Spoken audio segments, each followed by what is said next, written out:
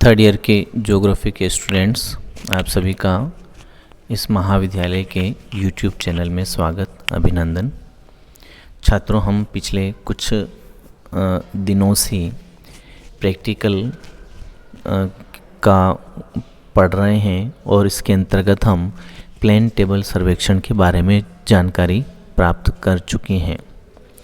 Plane table सर्वेक्षण की जो दो मुख्य विधियां हैं, विकिरण और प्रतिछेदन विधि, इन दोनों ही विधियों से हम अधिकांश लड़के जो रेगुलर आ रहे हैं उन्होंने सर्वेक्षण भी संपूर्ण कर लिया है, उनकी शीट्स भी तैयार हैं।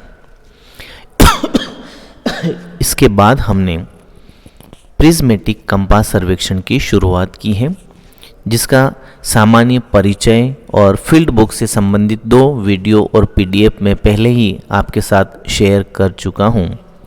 आज के इस वीडियो में हम प्रिज्मेटिक कंपास सर्वेक्षण की प्रमुख विधियों के बारे में बात करेंगे।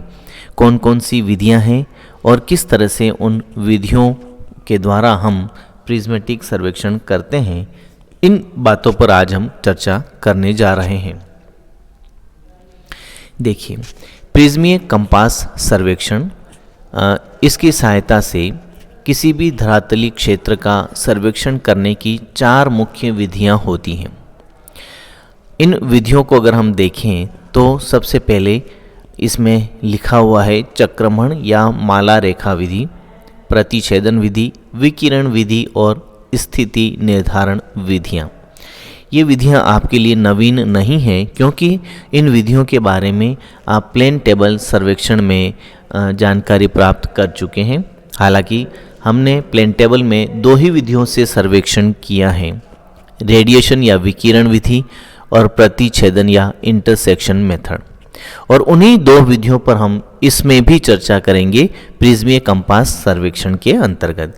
तो पहले कौन कौन सी विधियां हमने ये बात की, फिर हम आगे देखेंगे कि किसी क्षेत्र की जरीब रेखाओं और सर्वे स्टेशनों के दिक्मान ज्ञात करने हेतु माला रेखा विधि प्रयोग की जाती है, और जरीब रेखाओं के इधर उधर स्थित क्षेत्र के विवरणों की स्थितियों को प्रतिछेदन या विकिरण विधि से निश्चित करते हैं। तो अब आप इस लाइन पर गौर करें कि किसी बड़े क्षेत्र में ये तीनों विधियां साथ साथ प्रयोग में लाई जा सकती है। स्थिति निर्धारण विधि के द्वारा किसी क्षेत्र के प्लान में नवीन सर्वे स्टेशनों को अंकित किया जाता है। अब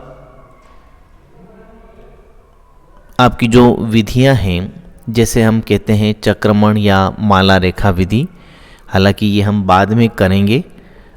इसकी सामान्य जानकारी मैं आपको दे दूं कि जब हम किसी लंबे क्षेत्र का सर्वेक्षण करते हैं तो उसमें हमें एक से अधिक सर्वे स्टेशनों की आवश्यकता होती है। ऐसी स्थिति में चक्रमण या माला रेखा विधि का प्रयोग किया जाता है। इस विधि में माला रेखा के प्रत्येक सर्वे स्टेशन पर बारी बारी से प्रिज्मीय कंपास को स्थापित किया जाता है और अगली जरीब रेखा का अग्र दिक्मान और पहले वाली का पश्च दिक्मान ज्ञात करना आवश्यक होता है। माला रेखा दो तरह की होती है। एक वो होती है जिसे हम कहते हैं क्लोज ट्रावर्स मेथड या लाइन, बंद माला रेखा विधि, और दूसरी होती है ओपन ट्रावर्स लाइन या खुली माला रेखा।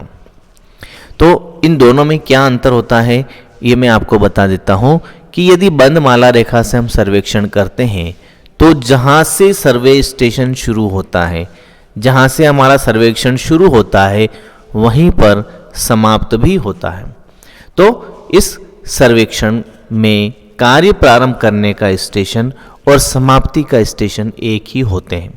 आप इसे ऐसे भी समझा सकते हैं कि कोई सर्वेक्षक जिस स्टेशन से कार्य शुरू करता है उसी पर वह माला रेखा पर आगे बढ़ते हुए सर्वे के अंत में पुनः पहुंच जाता है। उदाहरण के लिए कोई खेत या खेल का मैदान, तो इसके चारों ओर अगर हम सर्वेक्षण करते हैं तो जहाँ से शुरू होता वहीं आकर समाप्त भी हो जाता है। तो इसको हम बंद माला रेखा विधि कहेंगे। आगे की बात हम आगे करेंगे। अभी केवल हमें ये समझना है कि कौन कौन सी विधियां हैं और हम उन विधियों से कैसे काम कर सकते हैं। एक आप डायग्राम देखिए इधर, ये डायग्राम बहुत इंपॉर्टेंट है, आगे भी आपको इसकी ज़रूरत पड़ेगी। ये बंद माला रेखा विधि का डायग्राम है। आप इधर देखिए, एक तरफ ए लिखा हुआ है, आप ऊपर देखेंगे बी, फिर इधर थर्ड स्टेशन सी और लास्ट डी। तो हमने ए से सर्वेक्षण शुरू किया, ए से बी, बी से सी, सी से डी और वापस डी से हम कहाँ पहुँच गए, ए स्टेशन पर। तो इस तरह से जहाँ से सर्वे शुरू हुआ वहीं पर समाप्त हो रहा है, इसलिए यह माला रेखा क्या होती है, बंद हो जाती है, इसलिए इसको बंद माला रेखा विधि कहते हैं। अब इसके विपरीत जो दूसरी विधि है उसे हम कहते हैं खुली माला रेखा सर्वेक्षण या ओपन ट्रेवर्स सर्वे। इसमें क्या होता है कि जब हम किसी नदी, किसी नहर, सड़क या रेल मार्ग के सहारे जो भी क्षेत्र के विवरण हैं उनका सर्वेक्षण करते हैं, ऐसी माला रेखा में प्रारंभिक और अंतिम सर्वे स्टेशन अलग होते हैं, लेकिन सर्वेक्षण की प्रक्रिया बंद माला रेखा के ही समान होती है। जैसे मान लिया कोई मार्ग पर हम चल रहे हैं जिसको हमने नाम दे दिया ABCD, तो उसकी खुली माला रेखा का जब हम सर्वेक्षण करते हैं तो उसके जहाँ जहाँ मोड़ हैं ABCD, तो उन मोड़ों को सर्वे स्टेशन मानकर हम सर्वेक्षण करते हैं और अग्र और पश्च दिक्मान ज्ञात करके क्षेत्र पुस्तिका में लिखते हैं। थोड़ी देर पहले मैंने आपको बंद माला रेखा का ये डायग्राम बताया था, ये देखिए जहाँ से शुरू हुआ वहीं खत्म हुआ।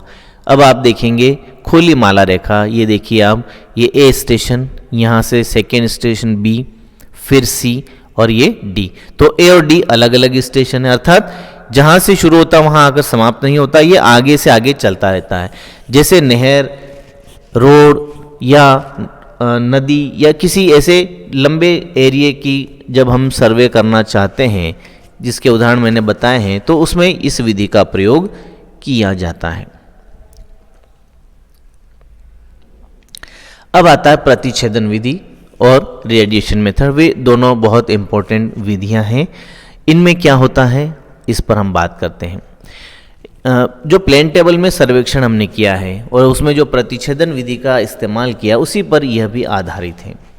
जैसे प्लेन टेबल में आधार रेखा के दोनों सिरों से विकिरण खींचकर प्लान में किसी विवरण को दर्शाते हैं, उसी तरह से प्रिज्मीय कंपास सर्वेक्षण में आधार रेखा के दोनों सिरों से लिए गए किसी विवरण के दिक्मान अंकित करके उन दोनों की कोण रेखाओं के प्रतिच्छेदन से उस विवरण की प्लान में स्थिति ज्ञात की जा सकती है। अतः प्रिज्मेटिक कंपास सर्वेक्षण की इस विधि में सबसे पहले ऐसी आधार रेखा चयन करते हैं जिसके प्रत्येक सिरे से दिए हुए क्षेत्र के विवरण स्पष्ट दिखाई देते हों। आधार रेखा की लंबाई और उसके अग्र व पश्च दिक्मान को क्षेत्र पुस्तिका में लिखते हैं और साथ ही साथ आधार रेखा के दोनों सिरों से पढ़े गए क्षेत्र के अन्य विवरणों और सीमा रेखा के मोड़ आदि के दिक्मानों को भी पुस्तिका में लिख दिया जाता है। ये बहुत इंपॉर्टेंट बात प्रतिच्छेदन विधि में ध्यान में रखनी है। क्या रखना है? एक तो स्टेशन ए से बी, बी से ए या बी से सी, सी से डी, तो ये स्टेशन जहाँ जहाँ आपने प्रिज्मेटिक कंपास स्थापित किया है और वहाँ से जो अगला स्टेशन है उसको हम दूरी भी नापेंगे और दिक्मान अग्र और पश्च दोनों पढ़ेंगे। लेकिन साथ ही एक काम और करेंगे कि ए और बी जो दो स्टेशन हैं उन दोनों से जो जो लक्ष्य आपने देखे हैं उनको देखते हुए हम प्रतिच्छेदन बिंदु ज्ञात करेंगे। तो उनके मान हम पहले क्षेत्र पुस्तिका में लिखते हैं।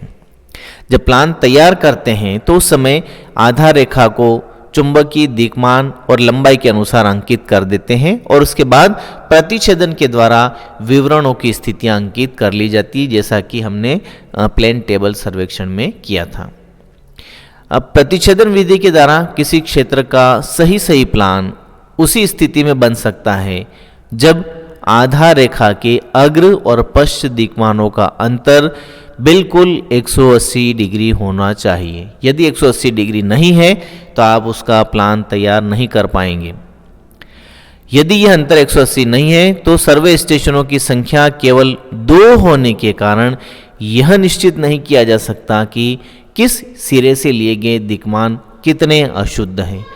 अतः इस विधि को केवल माला रेखा विधि के अंतर्गत इधर उधर स्थित विवरणों की स्थिति को ज्ञात करने के लिए प्रयोग में लाया जाता है। यद्यपि किसी विवरण को माला रेखा के 2 स्टेशनों से दिक्मान लेकर प्लान में दर्शाया जा सकता है, लेकिन जांच हेतु माला रेखा के किसी अन्य स्टेशन से उस विवरण का दिक्मान ज्ञात करना आवश्यक होता है।